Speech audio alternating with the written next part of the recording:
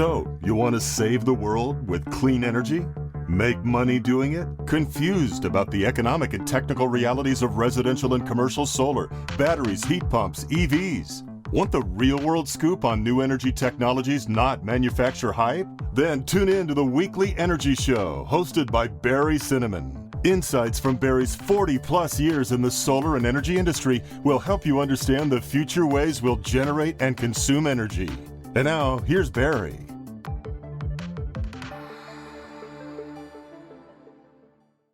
Welcome to this week's Energy Show. This week's show is all about the Green New Deal. Now, candidly, I'm all for some of it, and not so enthusiastic about some of these parts that aren't really specifically green. Now, I read the whole 14 pages of House Resolution 109, the Green New Deal. I read this stuff and summarize it, so unless you got a lot of spare time on your hands, you don't have to. So here's the background about the Green New Deal. Basically, it's a set of proposed economic stimulus programs in the United States, and the goal is to address climate change and economic inequality. So it's kind of two things. It's climate change and kind of a lot of other problems that we have. Now, the green part refers to proposals to reduce the impacts of climate change. It mostly deals with renewable energy and energy efficiency, but it's kind of energy of all clean sorts. Now, candidly, I'm biased. I've been working in the solar industry and the energy efficiency industry since 1977. So I think most of these things are, at least as far as the energy side, they're almost all good. And who am I to say the parts aren't good? They are missing some things that I think are still important. We'll talk about that. Now, the New Deal part refers to a set of social, economic reforms and public works projects that are undertaken. These are like history. If you read your history books, had social studies in high school, I paid a little bit of attention. And these were all these things that President Franklin Delano Roosevelt did in response to the Great Depression. And basically, he said, we're going to create something called the Civilian Conservation Corps, the Civil Works Administration, and the Social Security Administration, because there's a depression. People didn't have jobs. They needed money. They wanted something to do. Heck, I remember going camping, and we would stay in these cabins, and they were made by the CCC, the Civilian Conservation Corps. It's very cool. Now, the Green New Deal is a term coined by journalist and author Thomas Friedman. He's a columnist in the New York Times. He's written a lot of really good books. He coined this back in 2007. Now, the concept bounced around and evolved for, a dozen years. And then Representative Alexandria Ocasio-Cortez, AOC, which people refer to her as, and Senator Ed Markey released a 14-page resolution for their Green New Deal on February 7, 2019. So they basically created this resolution, and that's kind of what we're talking about, even though the concept's been bounced around. Now, kind of look at this Green New Deal, and it really appeals to some people, but it's going to get really strong opposition from others. Now, just the concept of green and climate change is opposed by a lot of Republicans. And they see green. I mean, heck, we never even painted our trucks green because there were some people who didn't believe in global warming would see a green truck and say, I'm not talking to that company. That's why we use black and yellow. But, nevertheless, many people believe that climate change is real. And included in that many people are 97% of climate scientists. But there's some skeptics, and they have some points. And many people believe that new technologies like wind, solar, battery storage, electric vehicles, even carbon capture and sequestration, new types of nuclear power, and certainly the new electric grid, they can dramatically slow and eventually reverse global warming. I mean, there's probably less argument about that, where we can actually change the situation, than, an argument about was climate change really bad or are we causing it. The concept of the New Deal, forget about the Green Deal, the New Deal reminds people of big government. And a lot of Republicans are opposed to big government. Indeed, the New Deal part of this plan that was introduced in February 2019, the New Deal part includes things like universal health care, higher minimum wages, and widespread unionization. It doesn't really have anything to do with climate change, but it's kind of in that plan. It's the New Deal part of the plan. All right, so looking at this whole 14-page resolution, there's two big parts of it. There's a lot of whereases describing the problem. And then after you kind of get through all these whereases, we kind of get to the proposed solution. So I'm going to start with the whereases. I'm going to read a lot of this. I'm going to leave a lot of it out, but just so you can see what's involved. All right. Here we go. Whereas the October 2018 report entitled Special Report on Global Warming of 1.5 degrees C by the Intergovernmental Panel on Climate Change and the November 2018 Fourth National Climate Assessment Report found that 1. Human activity is the dominant cause of observed climate change. 2. changing climate is bad. And 3, mass migration, lost economic output, wildfires, coral reefs, heat stress, public infrastructure along coasts, all these things are having problems. I'm kind of summarizing here. And I have to also add in that this special report was done by the government. This is a Washington, D.C. White House report, even though they're kind of reluctant. All right, so I kind of look at this. Now, fundamentally, okay, right off the top, some people are just going to disagree with the concept of climate change. So I'm not going to get into that debate here. But that's the first whereas, that climate change is a problem. All right. Second, whereas because the United States has historically been responsible for a disproportionate amount of greenhouse gas emissions, having emitted 20% of global greenhouse gas emissions through 2014, and has a high technological capacity, the United States must take a leading role in reducing emissions through economic transformation. Well, probably all of that is true. We have the biggest economy, we've emitted the most greenhouse gases, and we have a lot of technological capacity. But have to remember, this is kind of also not all bad. We did a lot of good along the way. We shouldn't be punished for having a big economy. I mean, this is what everybody else strives for. Now, unfortunately, this is what's really unfortunate. The current U.S. policies, making America great again, kind of forgetting about the rest of the world, and also probably more specifically, pulling out of worldwide efforts to mitigate climate change is going to make this whereas very difficult for the White House to palate. They're just going to basically say, hey, we don't believe in climate change and we don't want to do anything. It's the rest of the world's problem. So that's a problem. Okay. Next, whereas the United States is currently experiencing several related crises with life expectancy declining, wage stagnation, anti-labor policies, inadequate resources for public sector workers, income inequality, racial wealth divide, gender earnings gap, et cetera, et cetera. I'm going to just go on to the next whereas because it's kind of more of the same. Climate change, pollution, environmental destruction that have all exacerbated systemic racial, regional, social, environmental, and economic injustices by disproportionately affecting indigenous peoples, communities of color, migrant communities, deindustrialized communities, depopulated rural communities, the poor, low-income workers, women, the elderly, the unhoused, people with disabilities, and youth. Okay, I'm not going to really, it's kind of a big list there. I'm not going to really go into this, but these problems are not all because climate change. It's not all because of poor energy policy. There's a lot of other things that government did or government could have done to mitigate some of these problems. They are problems, but solving climate change isn't necessarily going to solve it. My perspective on it, but solving these injustice problems, they're bad, and anti-labor policies and things like that shouldn't explicitly be part of any climate change solution. Now, nevertheless, I realize why these issues are in this proposed bill. And, that's kind of something to keep in mind, that these issues are thrown into the bill because it gains a lot of support from a lot of people who are concerned about it. And, that's characterized by the far left and the left community. Not that there's anything wrong with that, but that's not going to be opposed. That's going to be opposed by Republicans and people on the right. Okay, next, whereas climate change constitutes a direct threat to the national security of the United States. Now, in some ways, yes. Maybe this is a bone to defense hawks. They're talking about the fact that there's going to be more issues and more national security problems if climate change gets worse and countries start to suffer, and we're going to have to send our ships and planes overseas to kind of help the United States. Is Mexico going to invade us because we're not as hot as they are? And is Canada going to go south over the border because it's getting too warm? Who knows? But that's kind of ridiculous. But I think this is a national security thing that's kind of thrown in. All right. Next, whereas. This is the last whereas. We're almost there. Whereas the federal government led mobilizations during World War II and the New Deal created the greatest middle class that the United States has ever seen. But many members of frontline and vulnerable communities, we talked about that in the previous couple of whereases, were excluded from many of the economic and societal benefits of these mobilizations. Well, yeah, the economy did mobilize during World War II, and that more than anything got us out of the Great Depression. There are some things that were in the New Deal that we just kind of had to do. Social Security, everybody benefits from that. But, these are facts. Now, at least the first part of it was facts.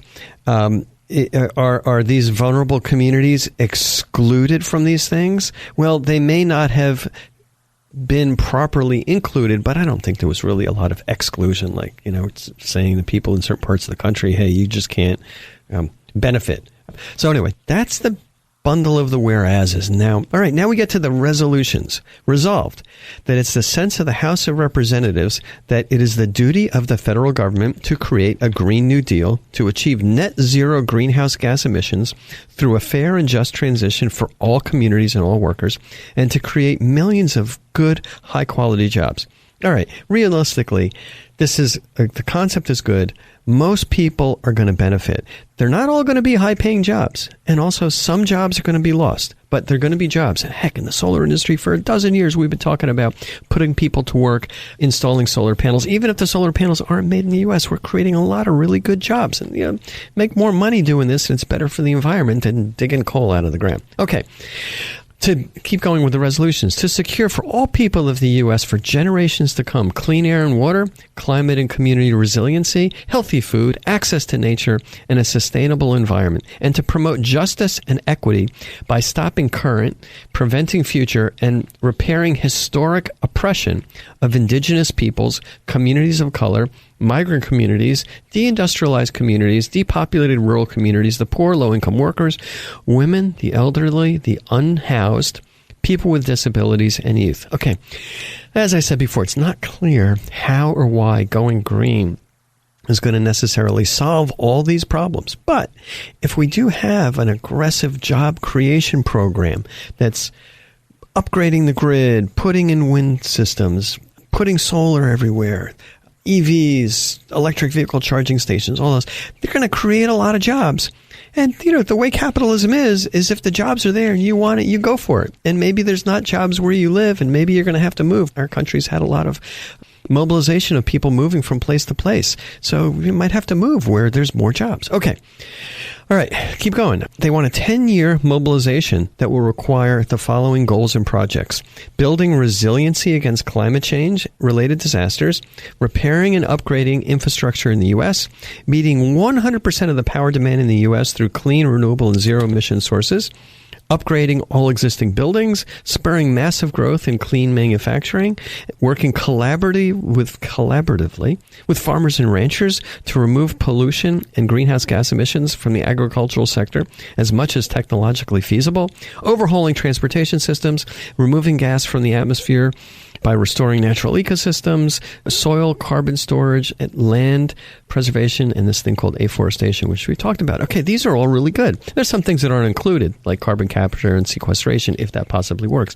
And this 10-year plan is just basically for us to get started. But heck, we got to the moon in 10 years. As far as meeting 100% of the power demand, California is on target to do that. We're going to do that in California. As far as some of these other things about reducing greenhouse gas emissions from the agricultural sector, heck, maybe what we do is we capture methane emissions from cows and turn that methane into some kind of a fuel. Now, looking at what we're doing in the farming sector, afforestation and land preservation, there's things that we can do that allows trees and certain kind of plants to absorb more carbon dioxide, and then those trees and plants are not subsequently burned, which releases it. So it's possible. All right. Next item of the resolution: restoring and protecting threatened, endangered, and fragile ecosystems through locally appropriate and science-based projects that enhance biodiversity and support climate resiliency. Good idea. A lot of these things aren't necessarily going to help the climate. And I know that people, a lot of Republicans kind of push back against doing some of these environmental things at the expense of doing things that are going to basically just directly be creating jobs. All right. The Green New Deal will require the following goals and projects: ensuring that the federal government takes into account the complete environmental and social costs and impacts of emissions. That's a good one. Providing resources, training, and high-quality education. That's good. Making public investments in R&D of new clean and renewable energy technologies and industries, and directing investments to spur economic development. We've been doing all of these things, kind of stopped over the last couple of years mostly, but they're all great ideas that California and other states are doing them. So these things make sense. They're going to work. They're going to create jobs. And then Item G here, resolution, ensuring that the Green New Deal creates high-quality union jobs. I'm going to just take out the word union, and I want to create high-quality jobs. And if unionization is something that's appropriate or necessary or people want to do, that's fine.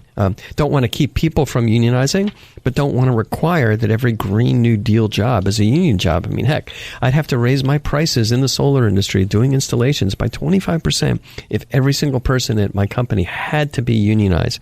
And it doesn't really necessarily change anything in terms of the economics.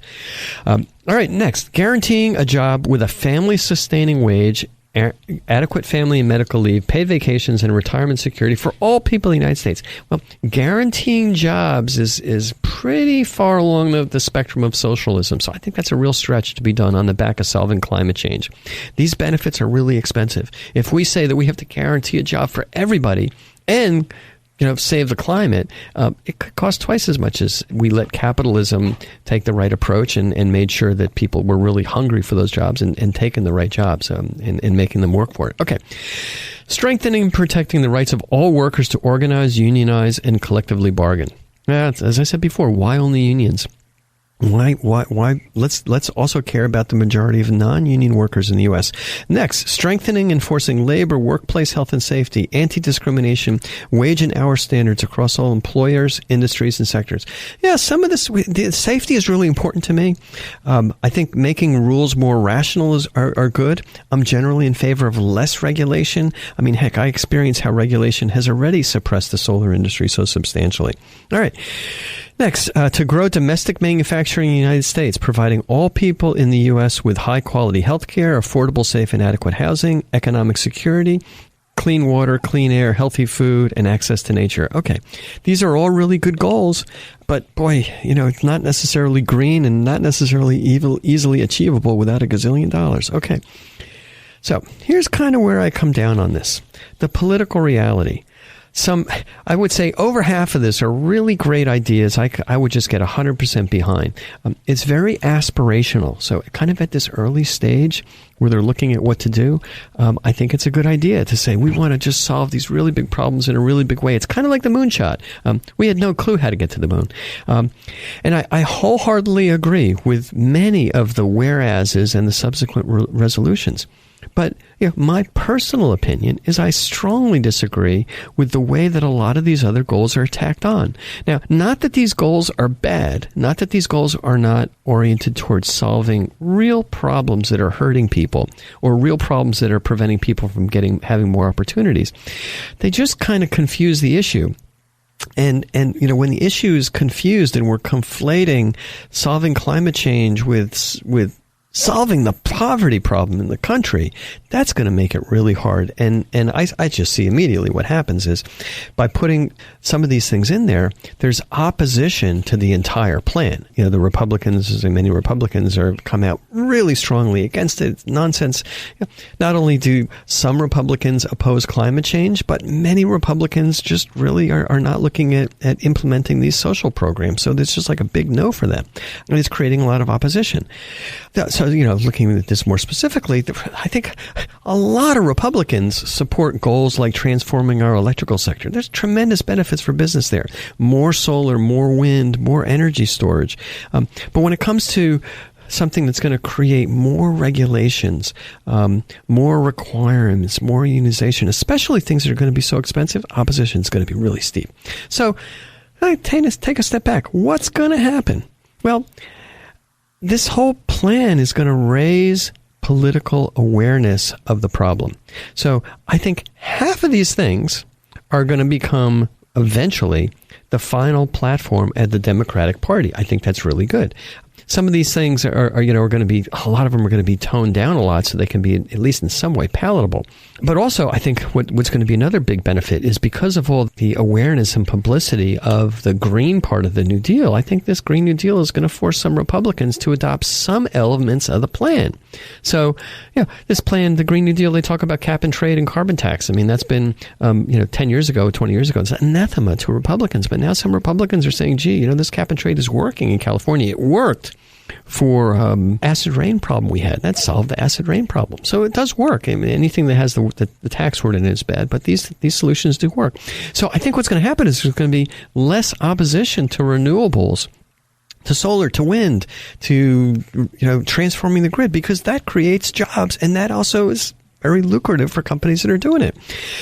What also is going to happen is, I think that because there's more focus on this, and focus on this worldwide, I mean, there's only so long that people can completely denying climate changes as the water just keeps getting higher in some places.